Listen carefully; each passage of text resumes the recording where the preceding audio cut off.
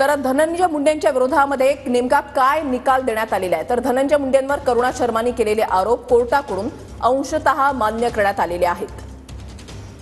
प्रकरणाचा शेवटचा निकाल येईपर्यंत मुंडेंनी घरगुती हिंसाचार करू नये। धनंजय मुंडेंनी करुणा शर्मांना महिन्याला 1,25,000 रुपये द्यावेत। त्यांची मुलगी शिवाला दरमहा 75,000 रुपये द्यावेत। अशी ही रक्कम एकूण झालेली आहे 2 लाख रुपये। हे पैसे खटला सुरू झाल्यापासून आतापर्यंतच्या हिशोबाने द्यावेत। या खटल्याचा 25,000 रुपयांचा खर्च मुंडेंनी करुणा शर्मांना द्यावा। आपल्यासोबत सामाजिक कार्यकर्त्या तृप्ती देसाई सुद्धा जोडल्या गेलेल्या आहेत। तृप्ती देसाईजी, करुणा शर्मा या न्यायालयीन लढाई लढत होत्या। धनंजय मुंडेंना कोर्टाने दोषी धरलेला आहे। करुणा शर्मा याच धनंजय मुंडे यांच्या पहिल्या पत्नी आहेत। हे कोर्टाने अंशतः मान्य केलेले आहे आणि आता धनंजय मुंडे यांना करुणा शर्मांना 2 लाखांची पोटगी द्यावी लागणार आहे। तुमची पहिली प्रतिक्रिया?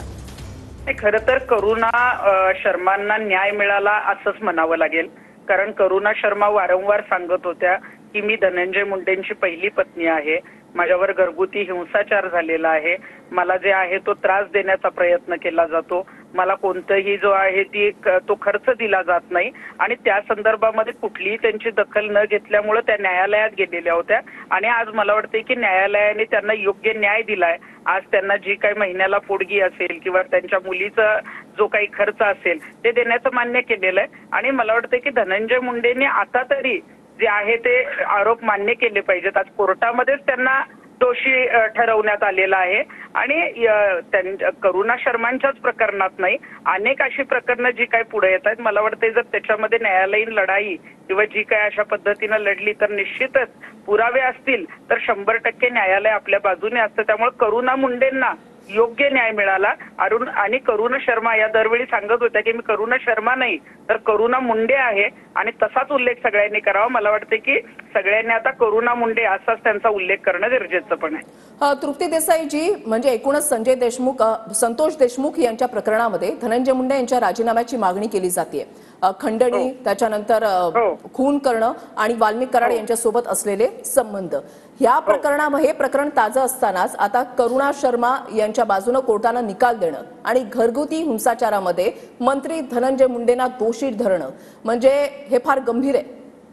हो, हे गंभीर तर आहेच, परंतु आतापर्यंत जे धनंजय मुंडेंनी राजकीय दबावापोटी किंवा आपण ज्या पदावर आहेत त्याचा गैरवापर करून जे केलं, मला वाटतंय की आता जे काय आहे तो पापाचा घडा भरत आलेला आहे।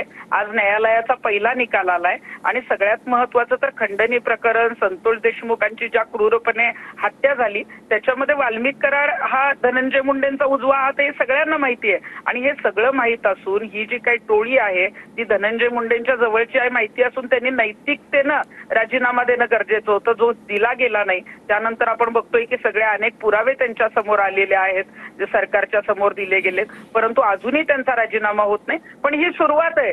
धनंजय मुंडेंना आज कोर्टाचा हा पहिला झटका मिळालेला आहे। मला वाटते की यापुढे सुद्धा सरकारचा पुढील जो काही आहे तो राजीनाम्या संदर्भातला झटका, कारण धनंजय मुंडेंचा राजीनामा होणं हा गरजेचाच आहे, कारण संतोष देशमुखांचं हत्या प्रकरण असेल किंवा आता परवा अंजलीताईंनी केलेले आरोप असतील किंवा जी काही ही सगळी टोळकी आहे किंवा बीडची जी काही दहशत, तिथे जो काही गुंडाराज आहे, हे सगळं धनंजय मुंडेंच्या आशीर्वादानं सुरू होतं।